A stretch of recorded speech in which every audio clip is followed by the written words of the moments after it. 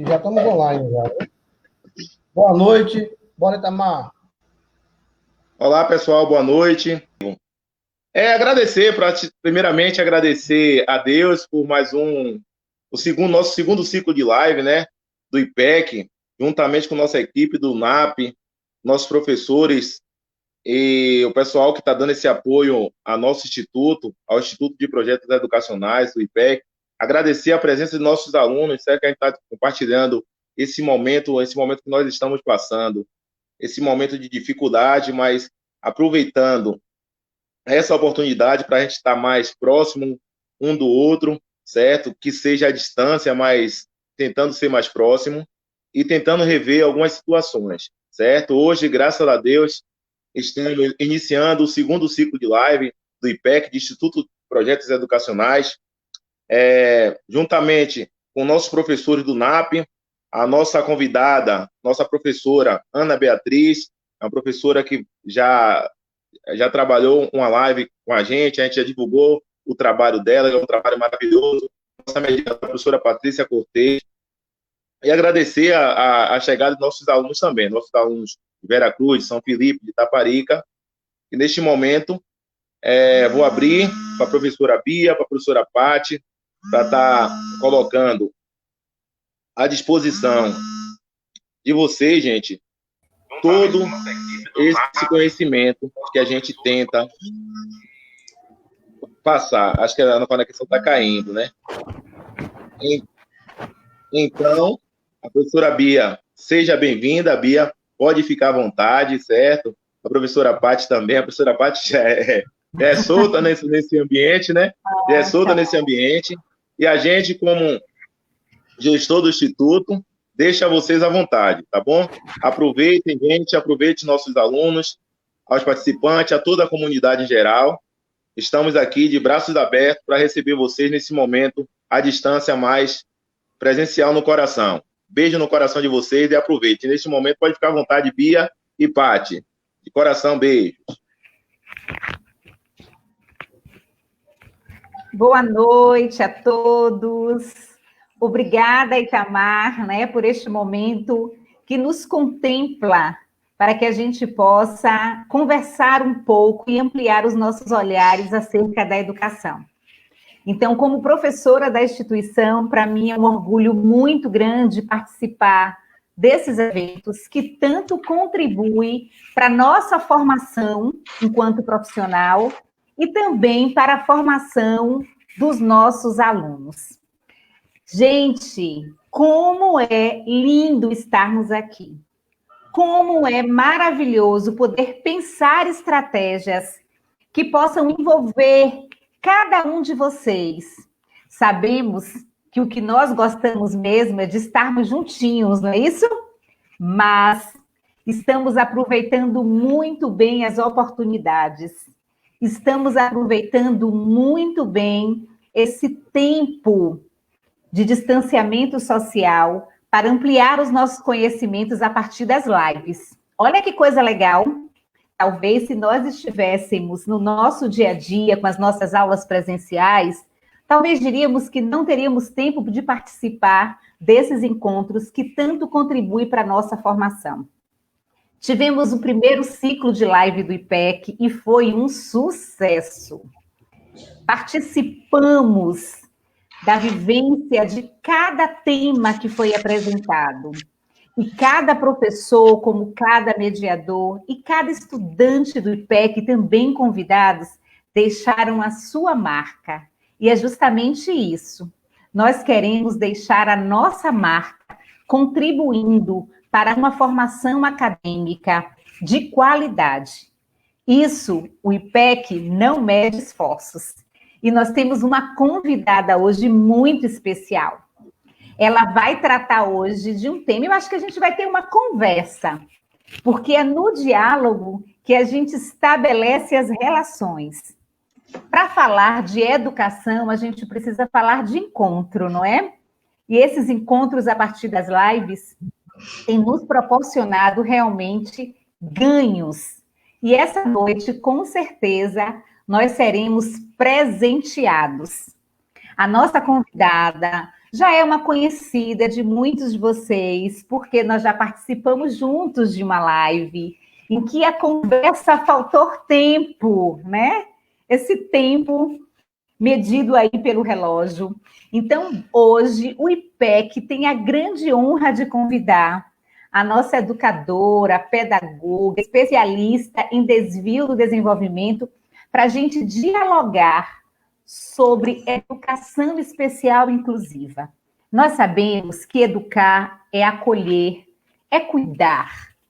E cuidar demanda um olhar muito sensível e uma escuta muito atenta.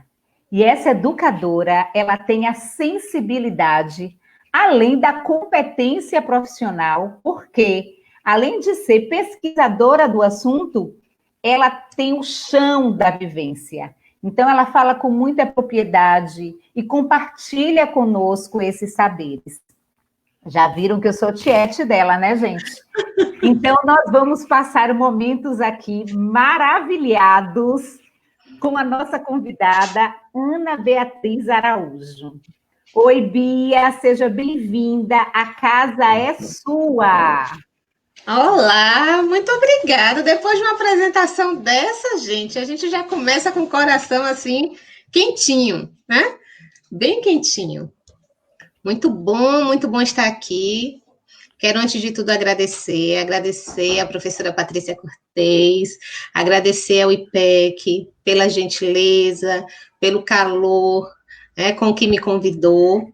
Muito grata pelo convite, um tema sempre muito importante para nós tratarmos, e é de fato isso, é uma conversa, né? Eu gosto sempre de me apresentar assim, eu sou pró-Bia, né? Que é como os alunos me chamam, é como os amigos me chamam, e é como eu me reconheço, como como professora do chão da escola, né? Então, assim, falar de educação especial e inclusiva é falar de educação, mas a gente precisa fazer esse recorte, porque a gente tem muito, sim, ainda o que caminhar nessa seara aí da educação, para que a educação, de fato, seja para todos, né? E o educador, ele tem um papel crucial nesse processo, né? Mas falar de educação especial e inclusiva, sobretudo nesse contexto que a gente está vivendo hoje, é ainda mais urgente. Por que eu digo isso? Porque eu sou professora de educação infantil, professora de ensino fundamental 1, mas com um pé muito fincado na educação infantil, coração muito envolvido na educação infantil, e desde a minha formação, a educação especial ela já veio me atravessando, né? Ela já veio me envolvendo, me encantando. Antes mesmo de concluir a graduação, eu já estava com os pés na escola especial, né? Então, assim, quando eu comecei a minha vida profissional, eu já comecei na escola especial, embora sempre estivesse nesse caminho, né, da escola comum e da escola especial, né? E ter bebido nessa fonte da escola especial foi muito importante para mim, para que eu compreendesse no futuro o que essa mudança, né, esse caminho evolutivo da educação especial, né, entre aspas, a educação especial inclusiva, que hoje a gente realmente pode dizer que a gente tem uma caminhada, que ainda tem muito que percorrer, mas a gente ainda tem uma caminhada, e compreender o que é a educação especial na perspectiva inclusiva, quem são esses sujeitos, é fundamental para que a gente possa seguir em frente. Hoje eu atuo no atendimento educacional especializado com crianças e adolescentes com deficiência intelectual. Eu digo hoje atuo mesmo, porque mesmo no contexto da pandemia, e sobretudo no contexto da pandemia, é quando eles demandam mais da educação, sim, né? Da nossa presença, da nossa flexibilidade, da nossa capacidade de encontrar novas formas de estar propondo a eles desafios cognitivos e firmando esse vínculo com a educação, esse vínculo com o espaço educativo, que ajuda, inclusive, a lidar com as questões emocionais que permeiam esse processo que a gente está vivendo. Bia, assim, a gente conhece um pouco do teu trabalho, né? Eu conheço um pouco do teu trabalho E muitas perguntas nos vêm à cabeça no momento em que nós estamos vivendo nesse período de pandemia, com as crianças em casa.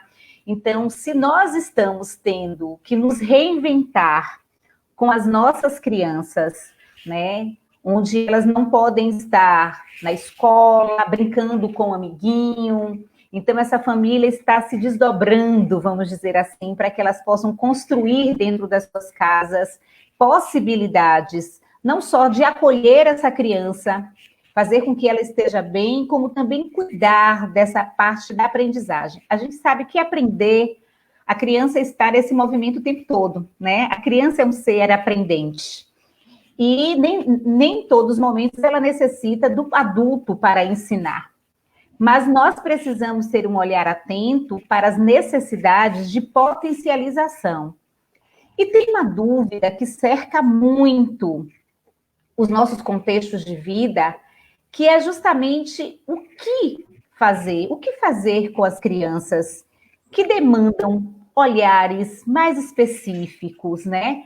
Como é que essa família pode estar cuidando dessas crianças em casa? De que forma esses professores que estão também atendendo em atividade remota pode contribuir para aprendizar essa criança? Porque a gente vai discutir um pouco disso no período da pandemia. Eu acho que o tema educação especial inclusivo, trazendo esse recorte, né, contextualizando com a pandemia, nos ajuda a entender que somos pessoas especiais, todos nós. Eu sempre digo que todos nós somos pessoas especiais, né?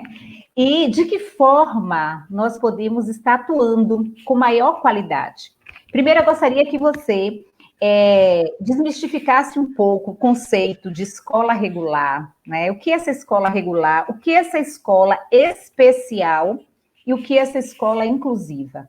Eu penso que existe ainda uma mistura muito grande dessas informações. Sabemos que nós temos as leis, mas que leis são essas? E de que forma nós vamos garantir, né, o acesso de qualidade a uma educação que chegue à casa e aos espaços pedagógicos? Vamos conversar um pouquinho sobre isso? Vamos lá.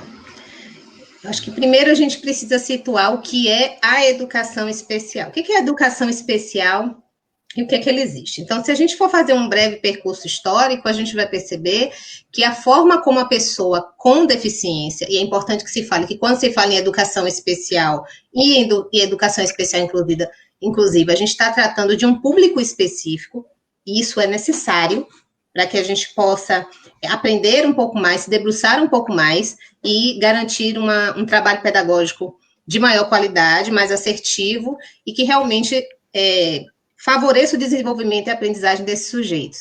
Então, se a gente for fazer uma breve retrospectiva histórica, a gente vai ver que a evolução da educação e da educação especial para a educação especial inclusiva, ela veio de um movimento social, né? Então, a gente tinha, antes da década de 50, uma invisibilidade da pessoa com deficiência na sociedade, o tratamento dado às pessoas com deficiência tida como um problema, uma inadequação, e o tratamento dado às pessoas que tinham deficiência era um tratamento, basicamente, quando existia medicamentoso, institucional, né, e equivocado, mas era o que era possível à época, de acordo com o desenvolvimento da época, né, e era aquilo só.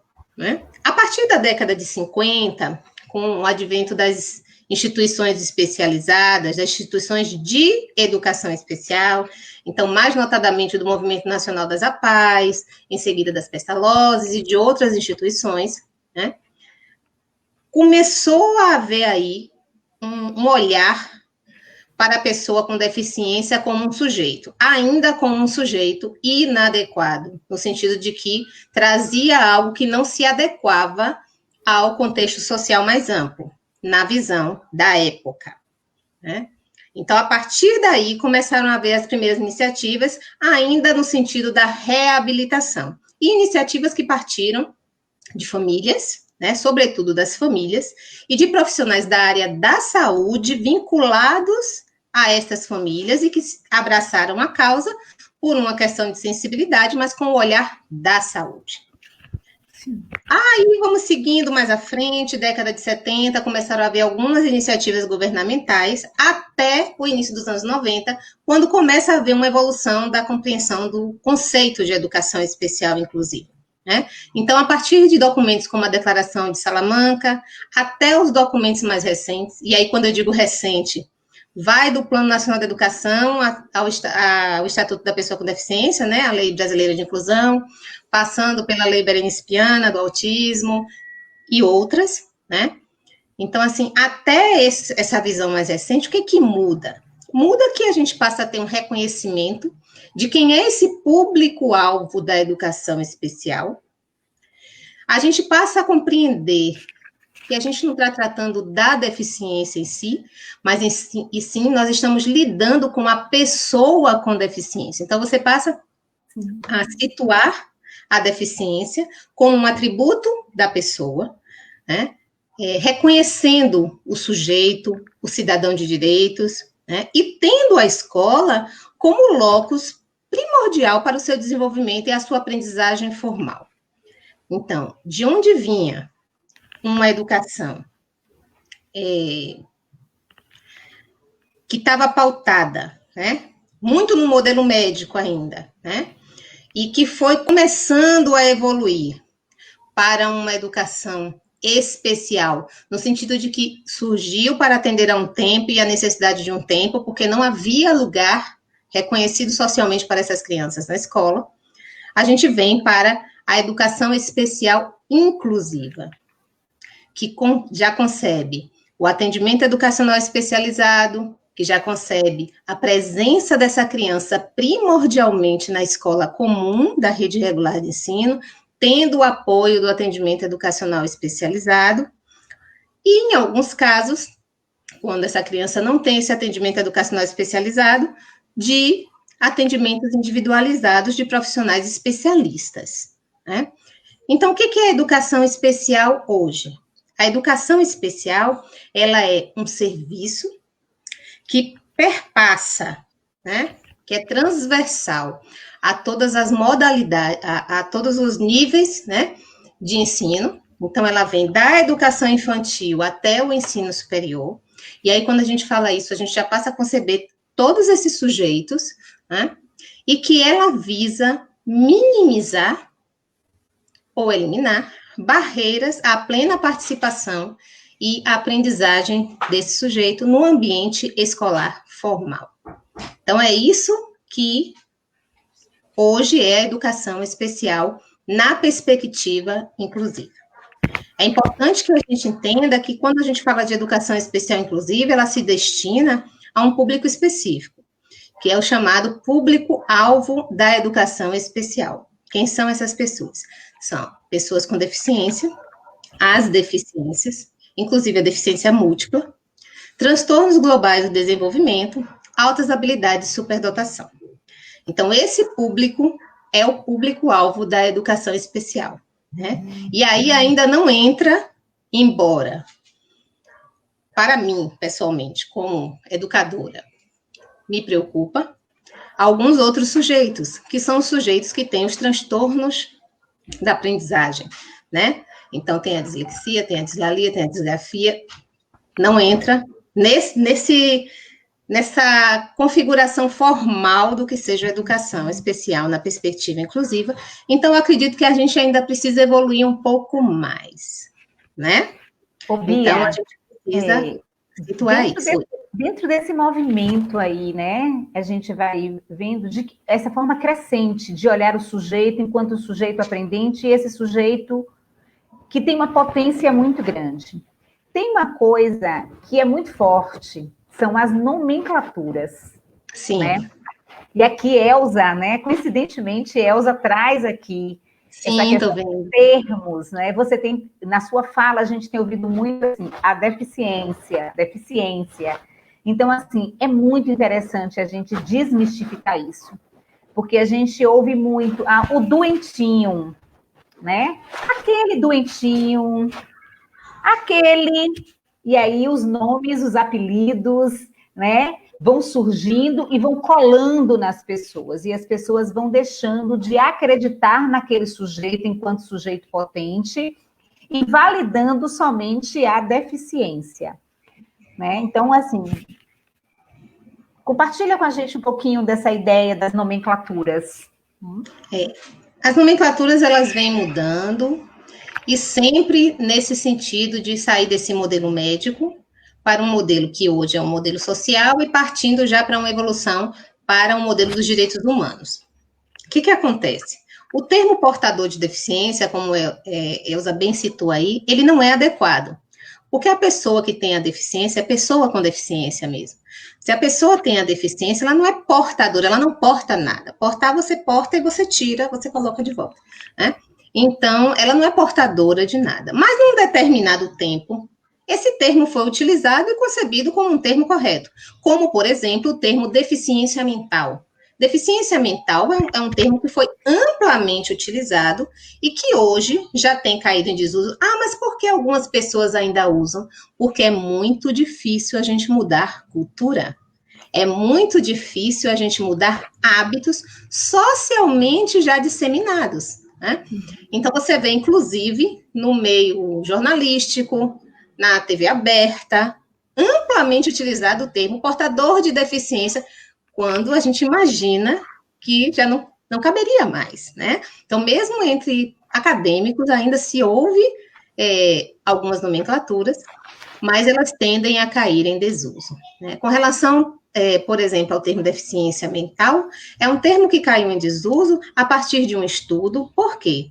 Porque existiam dois termos, ambos caíram em desuso, principalmente e sobretudo dentro da esfera educacional. Então, nós que atuamos na esfera educacional, nós temos que ter esse cuidado, esse olhar atento para não estar repetindo esses termos, porque vêm carregados de outros conceitos, vêm carregados algumas vezes de concepções preconceituosas, né? Então, a gente precisa ter esse cuidado. Mas o termo deficiência mental, ele se assemelhava muito à doença mental, né? Que é um termo que também tende a cair em desuso, já era para ter caído em desuso, né?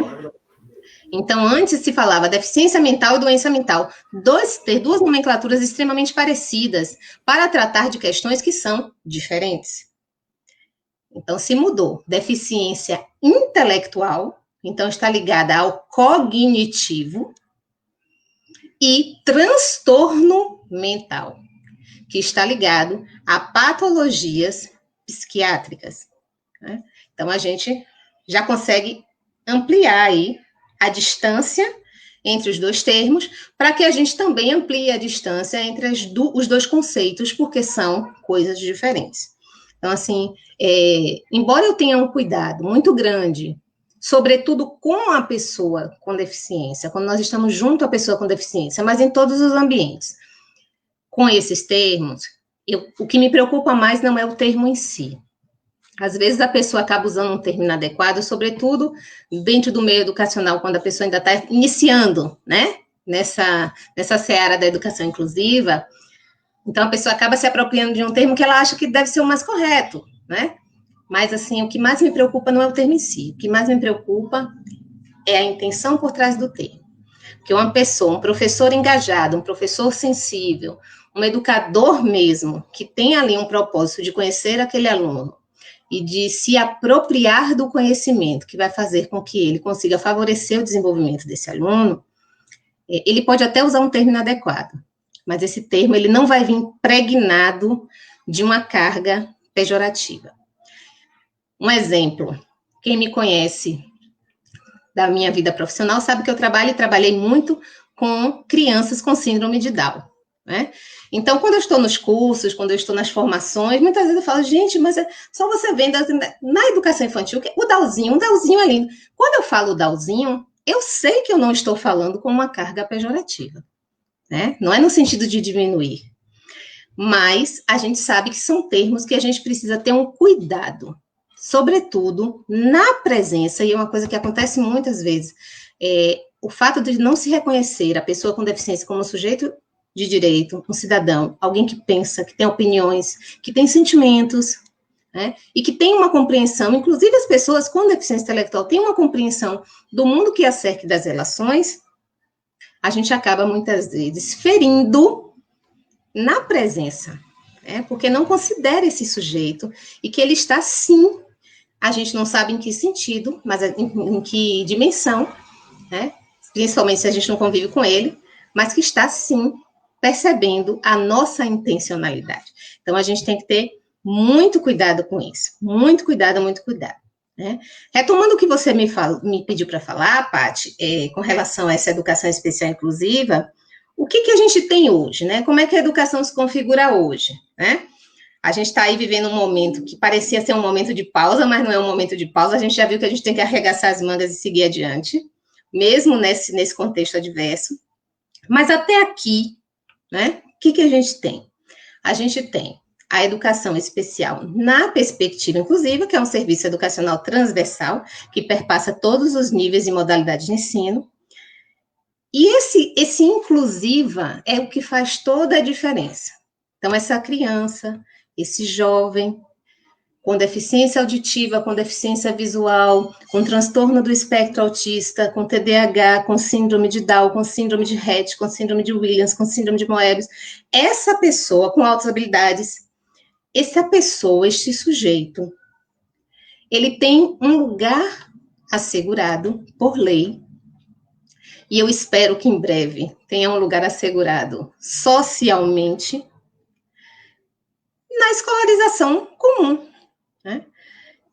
Ele sai daquele ambiente protetivo da educação especial, da escola especial, melhor dizendo, unicamente, para viver o cotidiano da escola e aproveitar da experiência de estar com os seus pares na faixa etária própria, comum, vivenciando a experiência da escolarização formal. Aí vocês podem me perguntar, sim, mas ele não dá conta. Alguns sim e alguns não. A gente só vai saber quem dá conta e quem não dá conta quando eles estiverem conosco, né? Então, se a gente fala de uma pessoa que tem deficiência auditiva, ela não tem comprometimento cognitivo. Se a gente fala de uma pessoa que tenha deficiência visual, ela não tem comprometimento cognitivo. Eu sempre faço essa provocação. Assim, imagine você, do jeito que você é, acordar amanhã sem enxergar. Deus nos livre e guarde. Mas acordar sem ouvir.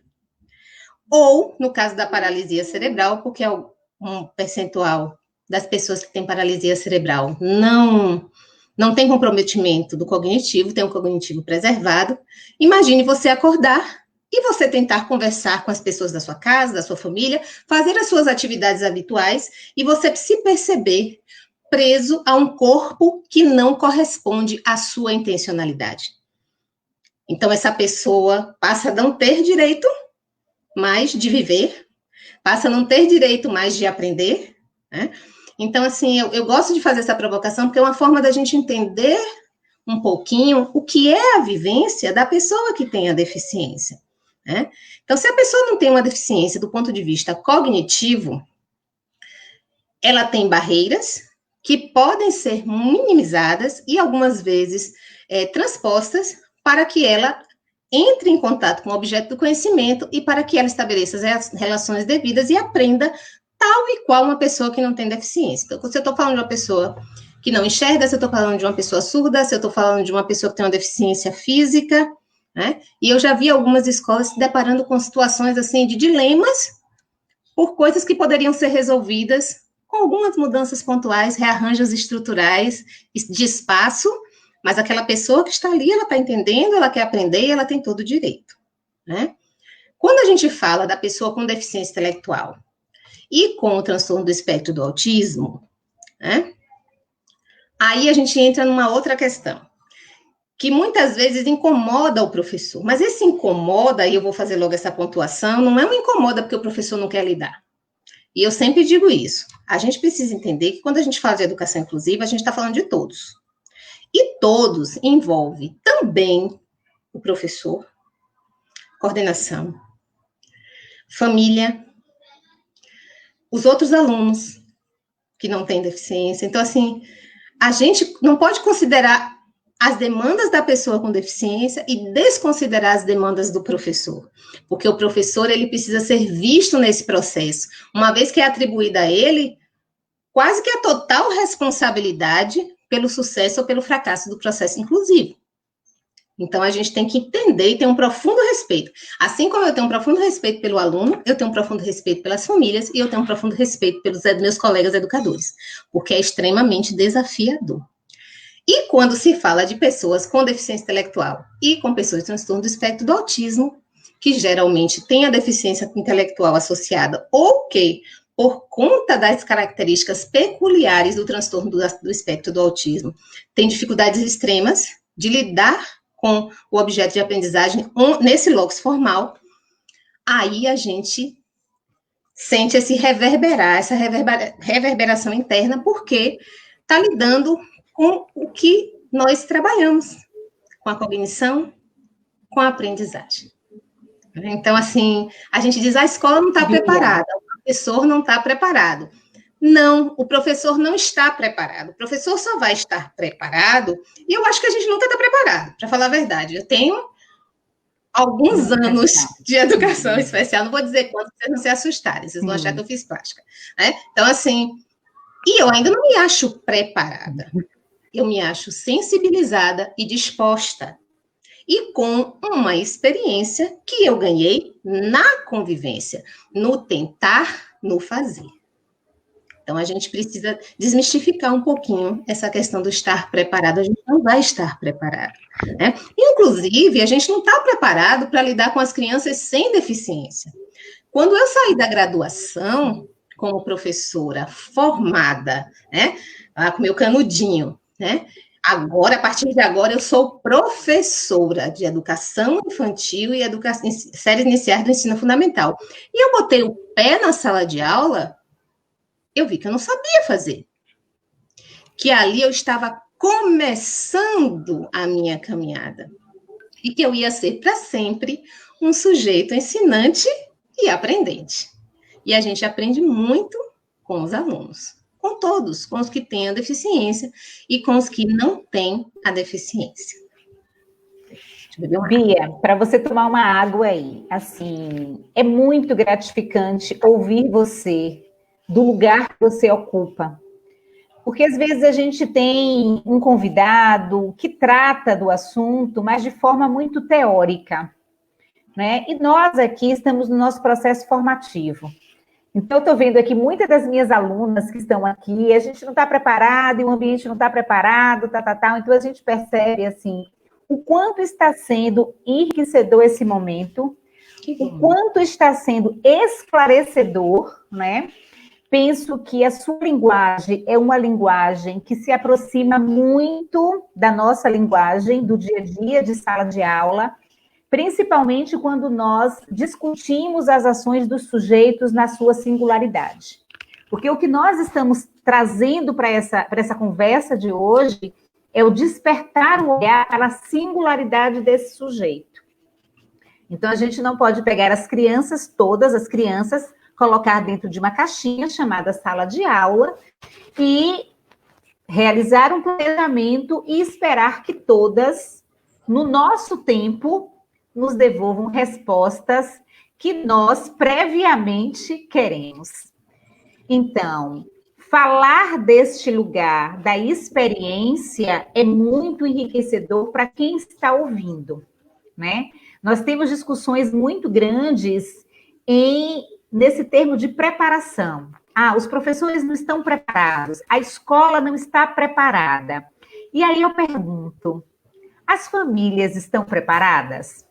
As famílias estiveram preparadas para acolher esse presente que lhe veio para modificar também a sua forma de ação no mundo, o seu olhar e o seu cuidado para com o outro, né? Então, nós temos aí leis que asseguram e que buscam garantir esses direitos. Sim. As crianças têm direitos, independente da criança com a deficiência, as crianças têm direitos. E nós precisamos, como educadores e como adultos das relações, garantir esses direitos, não é? E quando nós estamos falando aqui de uma educação especial inclusiva, porque é muito importante que a gente traga essa palavra inclusiva, é justamente para dizer que dentro desse espaço que nós acolhemos, e que não é somente o acolhimento afetivo, não é? Não é somente a pró como galinha colocar as crianças embaixo das suas asas, mas é favorecer o seu desenvolvimento. É proporcionar a essas crianças qualidade de experiências e, sobretudo, das experiências das relações. Estar num ambiente onde ela possa conviver com o outro e perceber que são nas diferenças, independente da deficiência, que são nas diferenças que nós crescemos. Sim. Isso é importante, nós como educadores, como pais, como pessoas sociais, entendermos que as borboletas voam, mas as borboletas passam por metamorfose, elas precisam dessas mudanças, elas têm o seu tempo, e é justamente nesse tempo que a gente precisa entender o desenvolvimento e as respostas das crianças. Então, olhar para a criança como uma criança de potência é maior do que você olhar para a deficiência.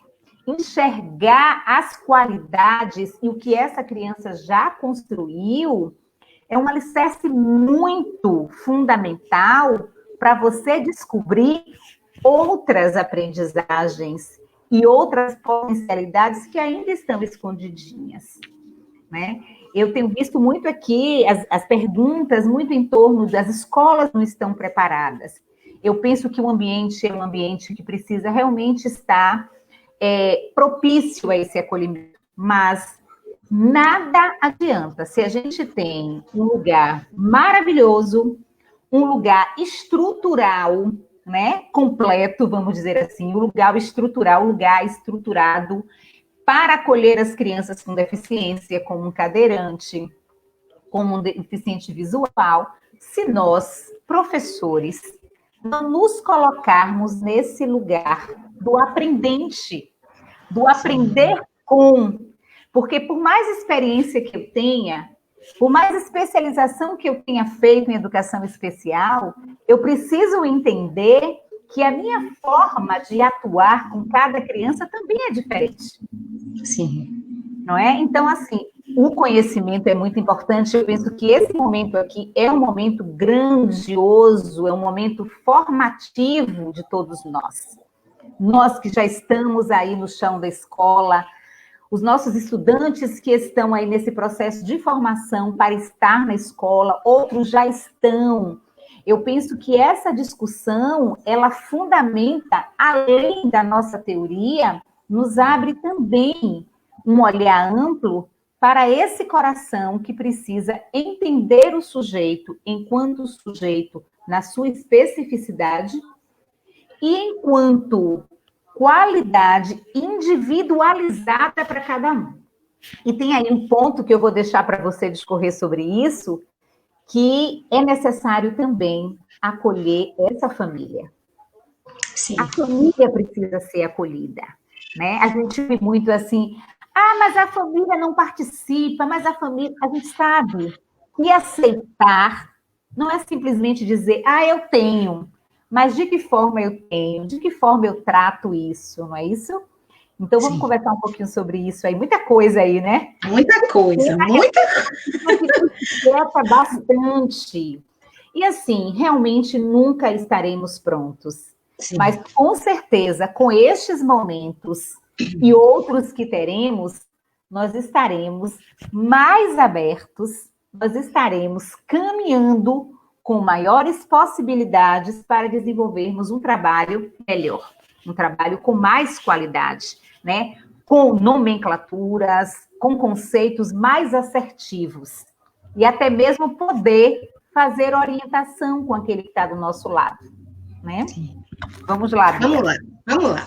Assim, eu dei uma olhada, eu não sou boa de acompanhar perguntas, viu, gente? De acompanhar chat, eu não sou muito... É difícil a gente fazer isso, não é? A gente também fica ligado com a escuta. E essa mas a gente vai aprendendo. Poética, então.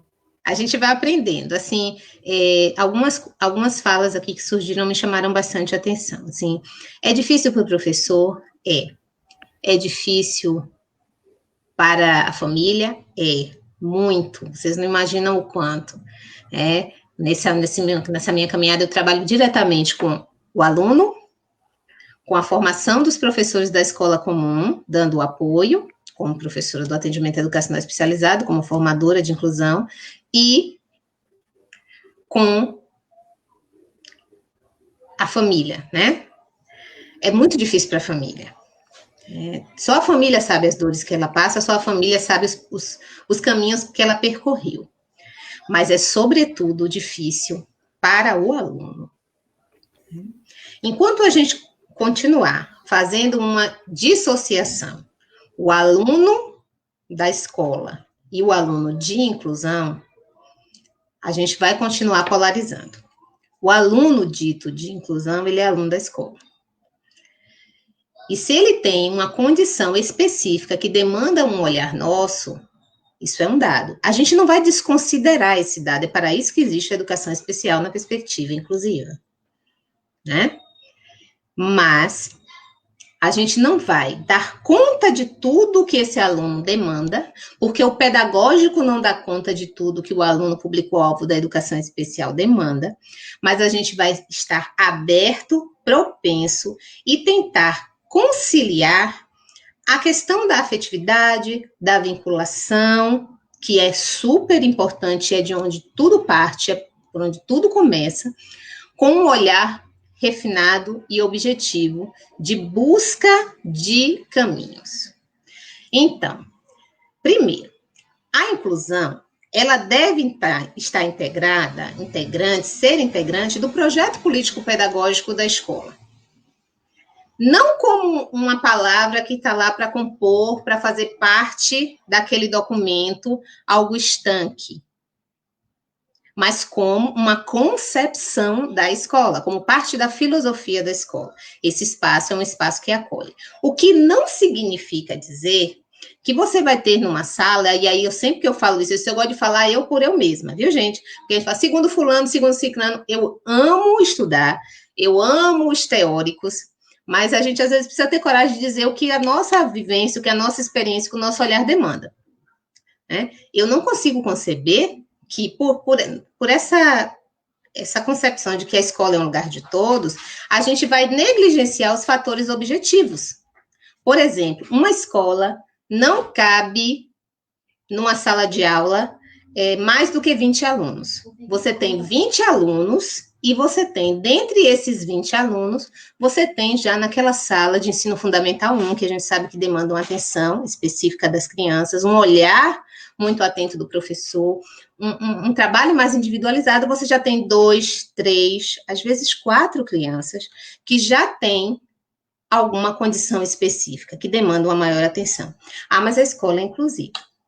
Então, a escola tem que receber mais. Gente, a escola é um espaço físico, a sala de aula é um espaço físico, né? Quem lida com a configuração, a organização e dinâmica de uma escola, de uma instituição escolar, sabe que existem normas, existe número de alunos, existe distanciamento antes da pandemia, viu, gente? Estou falando antes, a gente pode até chegar no depois, mas no antes, né? Existe um espaço, existe uma condição, eu não vou nem dizer ideal, mais favorável para que o trabalho educativo aconteça dentro do que a escola acredita como filosofia de ensino. Então, a gente também tem que considerar isso. Então, uma escola ser inclusiva não é a escola que recebe todo mundo, que coloca todo mundo numa sala e vamos ver o que a gente vai fazer com isso, porque com amor e com afeto a gente resolve as coisas. Não é assim. Né?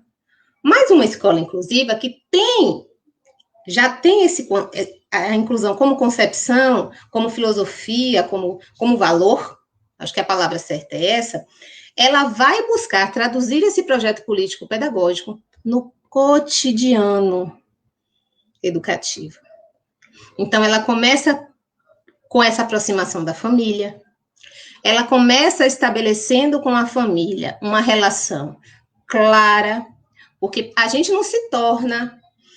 não adquire confiança na pessoa, nos primeiros 15 minutos, nem na primeira semana que conhece. Imagine uma família de uma criança com alguma deficiência ou com algum transtorno, que já vem de um histórico de negativas.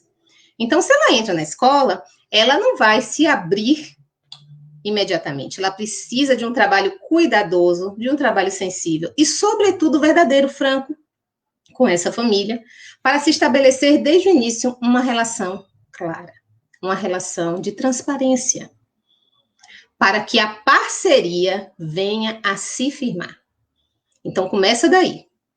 Essa criança, público-alvo da educação especial, que entra na escola, ela precisa de tempo, porque não raro, eu não gosto nem de falar de adaptação, mas o termo é adaptação porque ela precisa ser acolhida para, aos poucos, conhecer daquele ambiente e aprender daquele ambiente, ver como é que ela se sente, como é que isso reverbera internamente nela, para que ela, aos poucos, comece a se mostrar como ela é e se sinta à vontade, e firme vínculo com o professor, e firme vínculo com os pares.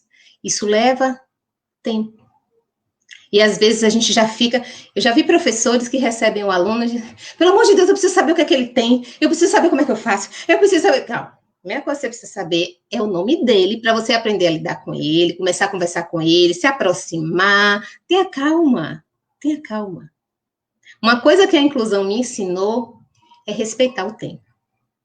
E respeitar o tempo envolve tantas coisas, né? O nosso, o da criança, o da família, o dos demais alunos que precisam entender que aquela criança que está chegando, que o mundo lá fora diz que não é uma criança como ela, como elas, é sim uma criança como elas, né? Então, assim, precisa de tempo, precisa de sensibilidade e precisa de um olhar objetivo. Estou percebendo que ele passou uma semana, ele ainda está muito isolado, vou colocar minha cadeira aqui nessa posição, vou ficar mais próxima dele, não vou invadir o espaço dele, vou oferecer, vou ofertar, vou favorecer, vou possibilitar e vou observar.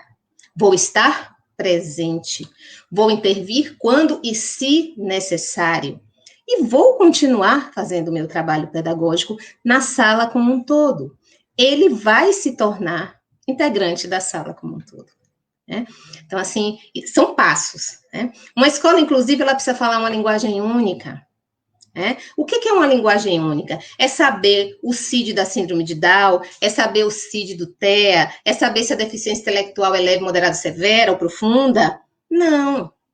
Embora sejam dados e dados importantes, é mais do que isso. É entender que, por exemplo, o aluno que tem deficiência intelectual, então o aluno que tem síndrome de Down, então a gente já pressupõe que ele tem a deficiência intelectual porque ele tem a síndrome de Down. Então já é uma situação que é uma condição, né? Então ele tem síndrome de Down. Bom, ele tem síndrome de Down, ele tem deficiência intelectual. Ele está com 9 anos, numa sala de meninos de 9, 10 anos, e ele chegou aqui para mim no começo do ano, que ele não tem construído, consolidado, uma série de habilidades e conhecimentos que se espera para uma criança que chega nesta série com esta idade. Então, eu vou colocar ele na educação infantil? Não. Ele tem 9 anos. Ele tem que ficar com os seus. Ele tem que ficar com os alunos que têm a mesma faixa etária. Para quê? Para construir idade social, para adquirir comportamentos compatíveis com a sua idade cronológica. Ah, mas ele não sabe ler, como é que eu vou trabalhar com ele? Porque eu preciso trabalhar textos, sim, mas se você compreende que no caso da deficiência intelectual, essa criança não está aí para chegar no final do ano com a média 7, dentro do que se espera de conteúdo, cumulativamente falando, você vai relaxar. E relaxar também não significa que você vai acreditar que ele vai sair da sua sala em dezembro da mesma maneira que ele entrou em fevereiro. Não. Eu preciso saber o que é que ele me traz. Quais são os conhecimentos que ele já tem adquirido. Como é que é a linguagem oral desse menino? Como é que é a compreensão de mundo desse menino? O conhecimento que ele já traz internalizado. Que conhecimentos prévios ele me traz? Ele é uma criança que tem uma vivência social? Que referências ele me traz? Como é que eu descubro isso? Interagindo. Como é que eu descubro isso? Com as boas perguntas. Como é que eu descubro isso? Criando contextos favoráveis para que ele se mostre, para que ele emita opiniões, para que ele realize determinados procedimentos que me dão uma noção da compreensão dele sobre aquele contexto, que me tragam respostas. E a partir destas respostas, eu vou formulando novas perguntas. Ah, ele pode sair no final do ano sem saber o que é substantivo. Mas se ele sair no final do ano alfabético, gente, se ele sair no final do ano sem saber fazer as 4 operações, mas sabendo, compreendendo o conceito de adição. O que é adição? Juntar, agregar. O que é subtração? Retirar. Se ele sair dessa sala de aula sabendo reconhecer, juntar quantidades, ainda que pequenas, que antes ele não fazia, ele está aprendendo.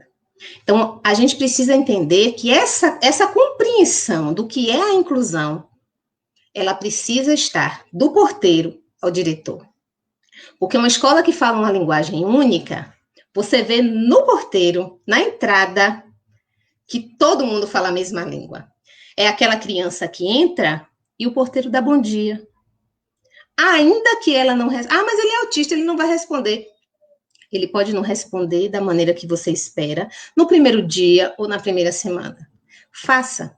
No dia que o porteiro não estiver lá, você vai ver que o comportamento dele vai ser diferente. Um belo dia, ele vai olhar para o porteiro. Um belo dia, ele vai passar a mão no braço do porteiro. Um belo dia, ele vai até dar um tapinha na cabeça do porteiro. E aí você fala, não é assim que fala com a pessoa, porque dói. Você quer apertar a mão dele? E aí a gente vai, lapidando, lapidando, lapidando. Né? Então, o trabalho de inclusão é um trabalho de formiguinha, mas é um trabalho tão significativo, de um valor tão grande, que traz para a gente um conforto tão imenso quando a gente percebe os pequenos avanços, que vale muito a pena. Saber que um aluno saiu da sua sala no final do ano, diferente do que ele chegou, saber que ele está evoluindo a partir da sua mediação, a partir do seu olhar sensível, a partir de um trabalho coeso. Não é um trabalho perfeito, não existe trabalho perfeito, mas é um trabalho em que existe sensibilidade, envolvimento, desejo de aprender e persistência. Se a gente tem persistência, a gente consegue. Se a gente tem parceria, a gente consegue. E digo mais, a gente consegue trabalhar com qualquer aluno, com a família ou sem a família, apesar da família. Porque existem dores em algumas famílias que ninguém vai tirar. Existem dores nas famílias que muitas vezes é melhor você nem saber enquanto professor, porque você não é assistente social, você não é psicólogo, você não vai dar conta daquilo. Então, a gente vai até o nosso limite, até o limite do nosso fazer educativo, com sensibilidade, com acolhimento, mas, sobretudo, compreendendo que o ambiente da minha sala de aula tem que ser, sobretudo, um ambiente estruturante para os meus alunos. E para mim, porque eu pretendo continuar nessa sala por muitos anos, eu pretendo continuar na educação por muitos anos, e eu não posso fazer do ambiente de sala de aula um ambiente de adoecimento, não só físico, mas, sobretudo, emocional. Nem para as crianças e nem para mim. Bia, tome uma água aí. Eu falo muito, né, gente? Desculpa. Gente, assim, não, você fala o que a gente está gostando muito de ouvir, né? E um dos pontos que você trouxe agora, você toca num ponto Sim. Que é avaliação, né? Quando a gente fala em que a gente acolhe essas crianças nessa chegada em fevereiro e que ao sair em dezembro a gente precisa perceber quais foram os avanços cognitivos, comportamentais, das relações afetivas que ela construiu, A gente está falando de um processo que é um processo avaliativo. E aí, o professor, né, nesse lugar, ele precisa entender que a avaliação não é medir, não é? A gente não tem uma escala para dizer as crianças chegaram aqui e eu vou medir essa escala porque elas precisam sair aqui. Primeiro, a gente precisa entender a forma, né? As formas em que elas chegaram à escola. Cada uma delas. De que forma nós estamos recebendo esse grupo de crianças que estão constituindo a nossa sala, né? Nós tivemos isso antes da pandemia. Nós tivemos aí um período de mais ou menos 2 meses de aula, onde nós nos preparamos, a escola se preparou, se organizou, tivemos aí em todas as escolas, independente da pública, da privada, os professores se encontraram nas jornadas pedagógicas para discutirem de que forma eles iriam tratar do ano letivo de 2020. E de que forma essas crianças seriam acolhidas no período que a gente chama de adaptação, né? Adaptação não é um período que é fácil. A adaptação, realmente, como você trouxe, ele não envolve somente a criança. Ele envolve a comunidade escolar. Mesmo que aquela criança já faça parte daquela unidade, ela está em transição. Ela está indo para um outro grupo, ela ficou um tempo fora da escola, que foi o período das férias, então ela está retornando com outras experiências, com outras vivências que deixaram, ou que deixam marcas tanto positivas quanto negativas. De repente, eu tive a experiência de conviver com uma criança em 2019, e essa criança era, para mim, uma criança muito participativa, muito expansiva, né? Uma criança que se dava super bem aí com seus colegas. E no momento desse retorno de 2020, ela passou a fazer parte do grupo seguinte com a minha colega, mas eu continuo tendo esse contato com ela e percebi que mudanças comportamentais surgiram. Então, assim, surgiram mudanças por quê? O que será que aconteceu na vida dessa criança? Porque é muito importante que a gente amplie o nosso olhar para demandas que são também silenciosas, né?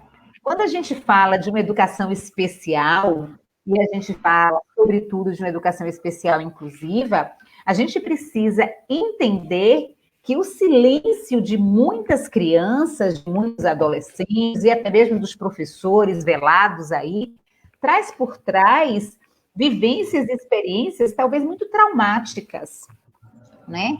Então, como acolher essas crianças? Então, quando a gente fala de adaptação, nós estamos falando de um grupo de pessoas, como você trouxe essa relação do porteiro, de um grupo de pessoas, de uma comunidade que estão naquele momento se reencontrando para viver novas experiências a partir das experiências que elas já tiveram. Porque nós somos sujeitos, nesse sujeito em constante progressão.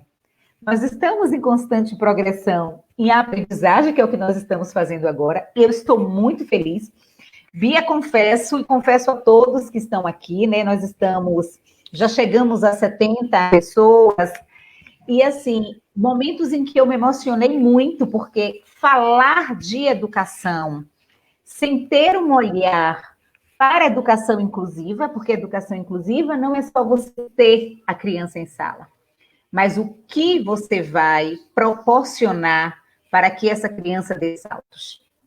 E para que ela dê saltos, eu preciso conhecê-la. Eu preciso saber que quando ela chegou na minha sala, ela não tinha uma relação com o grupo e que eu permiti, através das boas experiências que eu oportunizei, encontros. Talvez não encontro com todos os grupos, com todos da sala, mas em pequenos grupos. Eu, como professora, eu estabeleci essa relação de contato. Eu pude mostrar para a minha turma o quanto é importante conviver com aquela criança, para que ela seja vista e acolhida carinhosamente. E a gente percebe que as crianças, elas fazem esse processo de acolhimento com muita naturalidade quando o adulto faz esse circo, não é? Porque, assim, a criança, ela pode até olhar para o outro e perceber assim, poxa, como é que eu posso ajudar? Mas eu ainda não sei verbalizar. Mas se o professor é um professor atento a esses movimentos, ele vai chegar para o grupo e dizer, olha, gente, vocês estão entendendo que fulaninho ainda não consegue fazer isso. Mas o que a gente pode fazer para que ele consiga? Como é que a gente pode ajudar ele? Não é? Não é porque ele não consegue que ele vai ficar ali. Mas se ele tem dificuldade de subir os degraus da escola, quem pode ajudar o colega a subir os degraus da escola? Se ele tem dificuldade de carregar a mochila, quem pode ajudar o colega a carregar a mochila? Eu acho que envolver as crianças no processo é fazer com que elas enxerguem o mundo, que é um mundo diverso, com um olhar muito mais amoroso. E nós sabemos o quanto nós precisamos humanizar essa escola. Porque a gente ouve muito, o problema não é meu. Eu não tenho recurso na minha escola. Mas o que eu posso fazer como professora? Quais são as possibilidades que eu tenho para fazer com que esta criança, o que o meu grupo dê saltos de qualidade? E aí eu deixo a minha marca, né? Então, o processo avaliativo, o processo de cuidar do outro, não é comparar uma criança com a outra. Ela já sabe isso e você ainda não sabe. O seu grupo já faz isso e você ainda não faz. Mas é validar cada ação, às vezes a mínima. Gente, vocês perceberam como o Joãozinho hoje fez tal coisa? Olha que coisa legal. Também é despertar o olhar do outro, que às vezes é tão sutil o que aquela criança faz, que a outra criança não percebe. Mas a gente também precisa emprestar os nossos olhos para as crianças, como as crianças também prestam os olhos delas para a gente. Então, assim, educação especial, falar de diversidade, promover equidade, a gente está aí com uma base nacional que, com todos os defeitos, a gente tem uma base que está dizendo assim, vamos validar os direitos. As leis estão aí, mas as leis, para a lei tudo é bonito, mas quem faz valer as leis somos nós. Exatamente. Então, se eu acho a lei bonita e se eu não pratico a lei, sou eu que estou deixando de validar aquilo que foi decretado, né?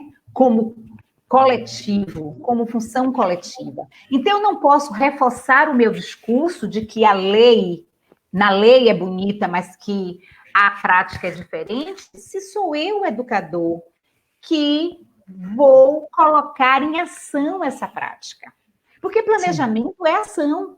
Da mesma forma que a lei está lá pautada, né, nos seus artigos, garantindo essa qualidade e essa educação inclusiva, sou eu, professor, que no meu documento de planejamento penso as ações pedagógicas. Sou eu que penso nos recursos que eu vou utilizar. É a minha linguagem que no momento em que eu estou com as minhas crianças, que vai favorecer a compreensão daquilo que eu estou tratando. Então, assim, a gente precisa cuidar do lugar de cada um. E precisamos entender que dentro do que é ideal, existe o real, mas também existe o que é possível. Exatamente. Né? Enquanto educadora, o que me move enquanto educadora? É estar numa live que trata de um assunto que é extremamente importante, mas o que é que eu vou fazer com esta informação que é interessante, que é importante, que é o que a gente está vendo aqui, as pessoas validando? O que eu vou fazer com isso? Então, quando eu sair daqui, desse encontro de hoje, e me deparar amanhã com situações do meu cotidiano, voltar para a minha sala de aula, porque logo, logo a gente vai estar voltando à nossa rotina e acreditamos muito nisso e esperamos que a gente tenha um retorno como pessoas melhores para que a gente possa ser profissionais melhores, né? Eu sempre digo, para que a gente possa ser um profissional melhor, a gente precisa ser uma pessoa melhor. Precisa começar por essa pessoa. Quem é essa pessoa, Patrícia? Porque essa pessoa, Patrícia, se constitui no profissional que ela vai mediar essas relações. Então, o que eu estou fazendo com tudo isso que eu estou conhecendo? Com todas essas informações? Eu vou transformá-la em quê? Em apenas informações?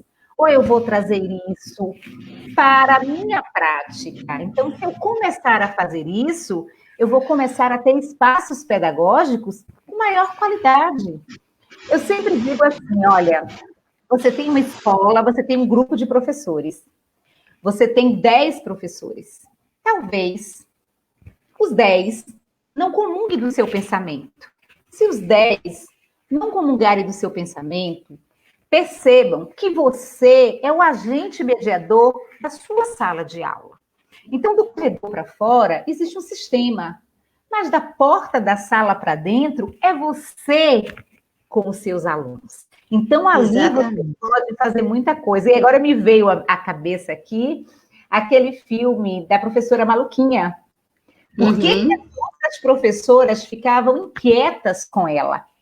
Por que batia o sino na hora de ir embora, todos os alunos saíam correndo e os alunos daquela professora permaneciam ali, grudados, encantados, ouvindo aquela professora. Então, assim, o sistema existe, o corredor para fora também existe, mas o que eu estou fazendo da minha porta da sala para dentro? E eu, como vizinha, como é que eu também posso orientar aquela mãe que também é perdida, né? E também se sente exaurida pelo movimento da vida, do tempo que ela demanda para cuidar daquela criança, às vezes sozinha. Cadê aquele meu olhar, além do solidário, também do conhecimento? Então, vamos fazer a diferença? Vamos começar por nós, né? Fazer aquela metáfora do beija-flor. Beija-flor, queimada está lá, mas o beija-flor, ele vai e vai jogando. Ah, mas você, beija-flor, sozinho não vai conseguir. E ele diz, mas eu estou fazendo a minha parte. E eu penso que nós, que estamos aqui, ouvindo você, Bia, estamos fazendo a nossa parte enquanto desejosos por uma educação melhor, né? Sim. Muitas foram as perguntas, algumas já respondidas, né? Teve um colega que perguntou aqui essa diferença entre a educação especial para a educação inclusiva, foi um tema que a gente abriu a nossa conversa, mas a gente percebe o quanto é necessário quebrar paradigmas, né? O quanto é necessário transgredir e tirar. Nós somos frutos de uma educação bancária, dessa educação em que o professor ensina e que os alunos aprendem. A gente precisa sair desse lugar, né? Principalmente respeitando as diferenças, principalmente entendendo que nós somos diferentes. Se nós iniciarmos um processo de respeito a essa criança, porque a gente pensa que criança não pensa, né? Ah, ela não nem está ouvindo, ela não está entendendo. Às vezes elas trazem compreensões para a gente que a gente diz assim, meu Deus, onde foi que esse menino ouviu isso? Como foi que essa criança elaborou este pensamento? Hoje mesmo, no encontro com as crianças pequenas, uma criança me explicou um assunto sobre o que era uma receita e o que era uma história que eu disse, eu não teria essa resposta, né? Então, a gente precisa entender que as crianças, do jeito delas, do melhor jeito delas, porque, gente, as crianças vão dar sempre o melhor delas. Elas não vão dar qualquer coisa. Elas não dão qualquer coisa para a gente. Mas elas precisam também receber o que é, né? O que há de melhor em nós. Então, as crianças percebem isso quando nós damos para elas o que há de melhor na gente. Elas vão dar o que há de melhor nelas. Eu acho que isso é um grande aprendizado. Isso é você viver dentro de um lugar rico da diversidade e contemplar a diversidade pela sua riqueza de possibilidades de aprendizado. Assim nós seremos seres humanos melhores e nós estaremos praticando essa tão sonhada humanização de Paulo Freire dentro das nossas salas, e perceber que a educação precisa ser tratada como a boniteza da vida, com todas as diversidades, com todas as dificuldades, mas a educação, ela precisa ser ação, ação que transforma. Já estou aqui me tornando a palestrante. É sempre tão bom lhe ouvir, Paty. E assim, interessante que você traz coisas que é da sintonia, viu, gente? Porque eu e Patrícia, a gente tem uma relação muito bonita. Sou profunda admiradora da professora Patrícia Cortez, da pessoa Patrícia Cortez. Né? E você traz falas muito, muito, muito importantes, assim, muito pertinentes do que é ser o educador mesmo. Algumas pessoas aí perguntaram com relação ao contexto da pandemia. Eu sei que a gente já está com um tempo bem adiantado, mas eu queria fazer uma pontuaçãozinha sobre isso. Assim, gente, pré-pandemia, inclusão pré-pandemia. A gente vive, enquanto educador, num ambiente mais dinâmico, mais mutável e mais diverso possível. Todo ano nós vivemos uma experiência nova, ainda que o modelo, né, seja um modelo já previamente formatado, mas a gente vive sempre uma experiência nova. São crianças que, mesmo sendo do ano anterior, passaram por um período de pausa e voltam com novas experiências. Cada criança é uma família, cada criança traz consigo o seu pacote. Nós também não retornamos os mesmos de quando saímos no final do ano. Existem ainda as crianças que chegam novas, com novas demandas e trazendo para nós também novos olhares e novas possibilidades. Né? Estamos todos envolvidos, enredados por uma rotina e um objetivo comum, que é o objetivo de aprendizagem. E durante esse período, nós passamos por diversos desafios, porque somos todos pessoas. Lidar com pessoa é lidar com o subjetivo. E lidar com crianças, e aí eu tenho que fazer uma reverência aos professores de educação infantil. Eu sou muito fã das minhas colegas de educação infantil, porque a educação infantil é onde tudo começa. E as crianças, como a Patrícia disse, elas trazem o melhor delas, elas esperam o melhor de nós. E elas sempre nos surpreendem. Elas estão sempre absorvendo do ambiente, não no sentido passivo, mas apreendendo, elaborando e devolvendo à maneira delas. Então, a gente está trabalhando com o que há de mais delicado, de mais fino, de mais sutil e de mais rico no ser humano, que é a infância. E quando a gente fala da infância de pessoas que têm deficiência, transtorno, altas habilidades, que também não pode ser negligenciado, é muita coisa para tratar numa live só, né? Então, assim, a gente está tratando ainda de minúcias, de delicadezas ainda maiores. Esse é o nosso contexto de vida, pré-pandemia e pós-pandemia. Foi a gente que escolheu. Então, a gente já sabe que a gente vai lidar com esse contexto mutável, dinâmico, diverso, sempre. E sempre sob os holofotes, porque todos os olhares recaem sobre o professor. Né? Então, a gente precisa ter essa consciência e encarar que é esse o nosso papel. E, a partir daí, buscar ver o que é que a gente pode fazer com isso. Né?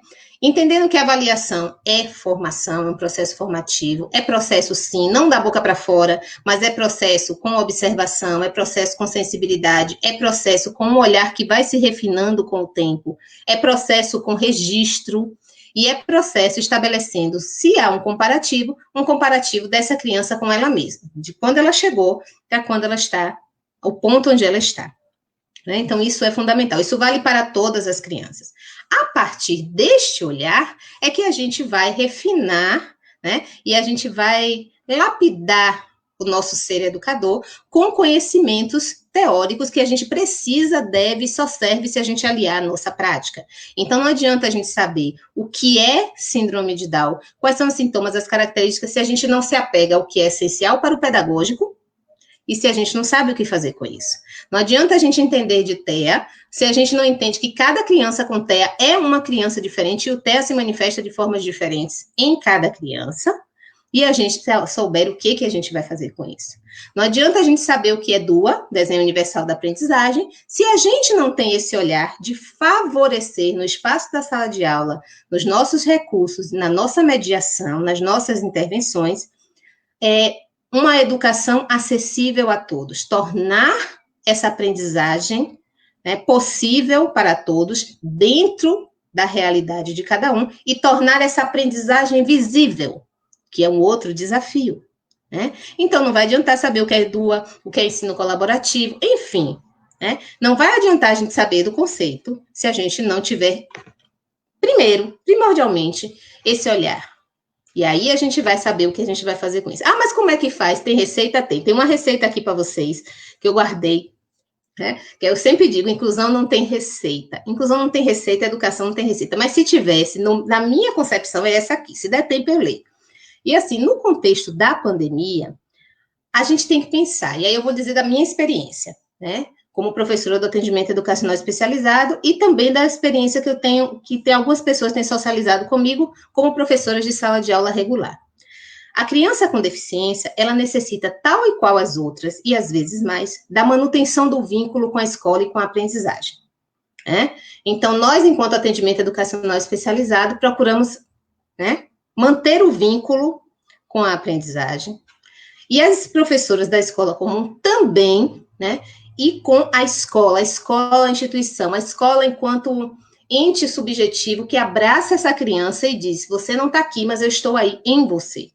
Né? Então, é importante que a gente mantenha, de alguma forma, esse vínculo. Essa criança precisa de um elemento de rotina, e a inserção, a aparição, o surgimento desse professor, no veículo que for possível. Vou dar o meu exemplo, nós estamos trabalhando através do WhatsApp. E quanta coisa eu já aprendi através do WhatsApp com meus alunos e minhas famílias, né? Que tem sido um desafio para mim, para eles também, mas temos o mesmo objetivo. Então, com parceria, com paciência, entendendo que nós estamos fazendo o possível, mas o possível é o melhor possível. Então, trazer essa regularidade da presença da escola, do educador, do professor do atendimento educacional especializado, do fono, da TO, de quem for, que possa manter esse vínculo dessa criança, certo? Então, isso é uma coisa importante. Através de um canal de comunicação possível, né? Então, tem realidades em que as crianças têm acesso ao computador, tem realidades que não têm. E o que a gente vai fazer? Tem realidades que não têm acesso nem ao WhatsApp. E o que a gente vai fazer? A gente vai fazer pacotinhos? A gente vai fazer bloquinhos? A gente vai fazer cestos? O que a gente vai fazer para que chegue a essa criança as nossas propostas? Né? Então, isso é uma coisa que a gente precisava pensar e a gente tem pensado, cada um de uma forma, né? E adaptar estratégias e recursos à participação desse aluno, entendendo que ele está no ambiente doméstico como nós. Nós não estamos constantemente nos reinventando, transformamos a nossa casa num espaço que é ao mesmo tempo casa, é ao mesmo tempo trabalho, e a gente está com outras pessoas, e a gente tem que compatibilizar tantas demandas nossas, a família também. Então, essa compreensão de que nós estamos todos na mesma tempestade, ainda que em barcos diferentes, em embarcações diferentes, ela é fundamental, para que a gente consiga ter algum proveito dessas atividades, entendendo que pais não são professores, mas que eles são essenciais, eles precisam manter o engajamento com o desenvolvimento e aprendizagem do seu filho.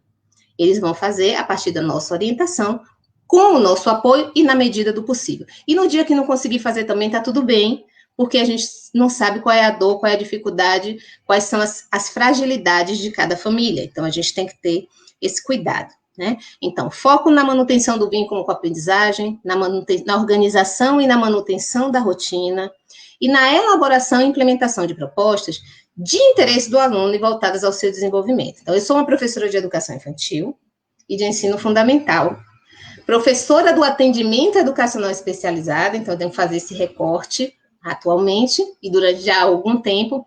E esse ano eu já comecei com um desafio, de voltar às minhas origens, ao meu início, quando eu estava para me formar, que eu estava trabalhando com adolescentes. Então, esse ano eu vim trabalhar com adolescentes. Quando eu estava no processo de adaptação com eles, surgiu a pandemia. E como eles me ensinaram. E como eles estão me ensinando. A ponto de, no WhatsApp, eles mandarem para mim, isso aqui, a senhora não se enganou, não? E eu me enganei. Tem como eu dar essa resposta com esse recurso, um recurso do celular que eu não sabia. Então, eu também estou aprendendo com eles. Temos usado muito atividades orais, temos usado muito atividades visuais, temos usado muito atividades procedimentais. E tem funcionado. No ideal? Não, no possível. Minhas colegas que estão com os meus pequenos, que eu digo, abre o olho, que vocês estão com meus pequenos, não vou fazer besteira, estão lindamente, né? Estou falando assim, mas são profissionais excelentes, gente, é brincadeira. Estão fazendo um trabalho lindo, com o apoio da família, com o que é possível, com colher, com panela, com roupa da gaveta, com o que é possível. Ah, estão seriando, estão classificando, estão nomeando, estão do jeito que é possível. Professor não faz mágica, professor faz o possível. Agora faz o melhor possível. E sua presença, num contexto tão adverso, tem uma importância ainda mais estruturante na vida dos nossos alunos, com e sem deficiência. E uma coisa que eu queria deixar para vocês, gente, se não der tempo de eu ler a receita, eu não leio, eu mando para vocês, mando para a Paty, se der eu falo aqui, né? Mas uma coisa que eu queria deixar para vocês, a escola foi, a escola é, e a escola será sempre essencial. Nós, educadores, fomos, somos e seremos sempre essenciais. Digam o que disserem, façam o que fizerem para nos atrapalhar, seguiremos e vamos continuar fazendo a diferença, sobretudo para quem é diferente.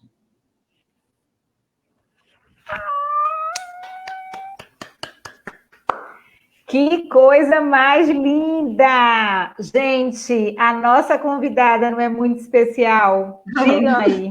Ela não é muito linda? Ela nos trouxe palavras tão acolhedoras e palavras motivadoras. Tenho certeza que nós mudaremos a nossa prática em muitos sentidos. Mas, Bia, vamos ler aí essa receita? Dá tempo? Todo curioso. Eu estou meu Deus, muito então, curiosa. Tá aqui no ponto já. Vamos lá. Vamos lá. A receita do sucesso. Né, gente? Vocês querem saber a receita do sucesso? Eu descobri faz um tempinho. Um dia me disseram que as crianças com problemas não aprendiam nunca. Que de nada adiantava levá-las a estudar. O que esses meninos vão fazer na escola? Foi uma pergunta que eu escutei algumas vezes. Vão atrapalhar a aprendizagem dos outros. Era a resposta pronta, que muitos repetiam com orgulho. Mas algo me dizia que não era bem assim. Que aquela ladainha toda era história mal contada ou mal vivida. Mas quem era eu, pró-recém-formada, para contestar o senso comum? Bem, eu era alguém disposta a encontrar respostas. Como nada acontece por acaso, um dia eu olhei para o lado e vi além dos muros o que parecia ser a resposta. Doce engano. Hoje vivo com a sacola cheia de perguntas, mas foi olhando para o lado e não para a frente que eu vi sim, que poderia ser e fazer bem diferente. A partir dali eu comecei a elaborar minha receita e hoje eu vou compartilhar meu segredo com vocês. Querem saber? A receita do sucesso do aluno com problema é ser visto como alguém diferente, simplesmente. O fracasso não está nele. Muitas vezes é fruto das mãos que mexem o bolo. Todo o potencial de crescimento está ali, como uma massa que tem fermento. A receita, gente, na verdade, é não ter receita. É olhar no olho, é enxergar além das notas, dos padrões e dos preconceitos. É juntar todos os ingredientes, alunos, professores, gestores, pais, e mexer com vigor e com afeto. É aquecer o coração e iluminar a razão. E talvez o grande segredo da receita seja respeitar o tempo. O seu, o meu, o do outro, o do aluno. Não significa parar no tempo, e sim fazer dele o seu aliado. Com humildade e verdade, tranquilidade e sabedoria. Bem, eu espero ter ajudado. Meu bolo eu compartilho com todos que encontro no caminho. E sigo sem respostas, graças a Deus. Sigo com orgulho, e recheada de experiência e de vida. Com perguntas na ponta da língua, sempre. Com as mãos na massa, sempre. E com um desejo cada vez mais pulsante de fazer a diferença para quem é diferente. Eu espero de coração aberto e franco, que nós, que estamos na educação, seja quem está na formação, estudando, seja quem já está no chão da sala há algum tempo, seja quem já está no chão da sala há muito tempo, siga com brilho no olho, siga com desejo de fazer a diferença, para quem é diferente, até que a gente entenda que diferentes somos todos nós. Obrigada. Que coisa mais linda! Será que eu adivinho a autoria dessa receita? Quem foi a autora dessa receita? Gente, porque ela também é poeta. Ela também tem esse É minha dom. história, gente. É minha história. Isso é minha história. Eu sempre fui uma aluna inquieta, eu sempre fui uma aluna contestadora, e eu saí da graduação dizendo isso. Todo mundo me dizia que eu era cheia de vida, cheia de ideias, cheia de ideais, mas que quando eu colocasse o pé no chão da escola, com o tempo eu ia ver que eu ia ser mais uma, que eu ia seguir o grupo e que eu ia entender que eu não podia fazer muita coisa. E eu disse já algumas vezes na aula, alguns aninhos atrás, que se eu pisasse no chão da escola e eu percebesse que eu não ia conseguir fazer a diferença, eu ia fazer qualquer outra coisa, mas eu não ia seguir na educação sendo massa de manobra. E eu não segui sendo massa de manobra. E eu sei que muita gente não segue sendo massa de manobra. A gente precisa parar de repetir esse discurso de que não vai dar certo, de que é muito difícil, de que a gente não se preparou, de que o sistema não permite. A educação somos nós. Como Patrícia muito bem falou, da porta da sala para dentro, soberanos somos nós, professores e alunos. E nós podemos, sim, fazer desse espaço um espaço cada vez mais rico, mais vivo, mais dinâmico, mais estruturante, mais fundante para as crianças e para nós. Porque a gente não quer sair da sala de aula já procurando na bolsa o comprimido para tomar, porque está com uma dor aqui, uma dor ali. Não é isso que a gente quer. E a gente também não quer alimentar dores internas. A gente quer fazer a diferença. Sair leve, chegar leve, sair mais leve ainda. E é possível, sim. Sim. Ser diferente não é o problema. O problema é ser olhado de forma diferente. Exatamente. Não é? E o problema está no outro. É isso que nós queremos quebrar. Bia, eu não tinha dúvida de que esse momento seria um momento de troca muito significativo. Né? O primeiro ciclo de live do IPEC foi um sucesso total e nós estamos abrindo esse segundo ciclo de lives com chave de ouro. Né? Fazendo parte, né, com uma das professoras que fazem parte desse instituto que tanto se preocupa com a qualidade dos seus profissionais, com a qualidade do que é, né, compartilhado com seus estudantes, porque nós queremos realmente fazer a diferença, fazer com que os nossos alunos que estão no seu processo formativo saiam do IPEC e cheguem às suas áreas profissionais atuando com muita qualidade. Então, assim, nós agradecemos imensamente a sua partilha, né? Estamos muito gratos pela sua fala, pela sua contribuição. Gente, Bia tem no Instagram, sigam aí, ó, Inclusão Possível. Inclusão underline possível. Inclusão underline possível. Vamos lá dar uma olhadinha. Vamos compartilhar comigo um pouquinho. Então, assim, vamos somar saber. 2, 3 vezes por semana, a Bia está lá compartilhando junto com outras pessoas experiências incríveis. E nós precisamos de pessoas incríveis que movam, que mexam com a gente. Então, assim, parabenizamos muito a você e agradecemos muito a você. Que bom que você tem uma receita e compartilha com a gente essas fatias tão maravilhosas de conhecimento, Bia. Então, todos nós do IPEC, ó, parabéns. Eu que agradeço. Muito, muito, muito, muito, muito. E aí, gente, acho que podemos ficar por aqui, não é? Com certeza teremos outros encontros, ó, e vamos marcar presença. Bia poderá estar de volta com outros temas, esses temas que tanto nos move, né? E que nos faz pensar no outro com um olhar diferente. E aí, Tamar, ficamos por aqui, você retorna. penso que aos nossos estudantes só temos que agradecer pelo tempo e temos certeza que vocês estão aí recheados de questionamentos e também de desejos, né? Porque desejo é o que nos tira do lugar. Então, tenhamos todos uma boa noite e que possamos refletir e continuar nos deliciando, né? Digerindo essas palavras e que elas cheguem aos nossos ouvidos como alimento para as nossas práticas. Bia, mais uma vez, muito obrigado. O IPEC agradece de coração. Até a próxima. Eu que agradeço, gente. Boa noite. Muito obrigada, viu?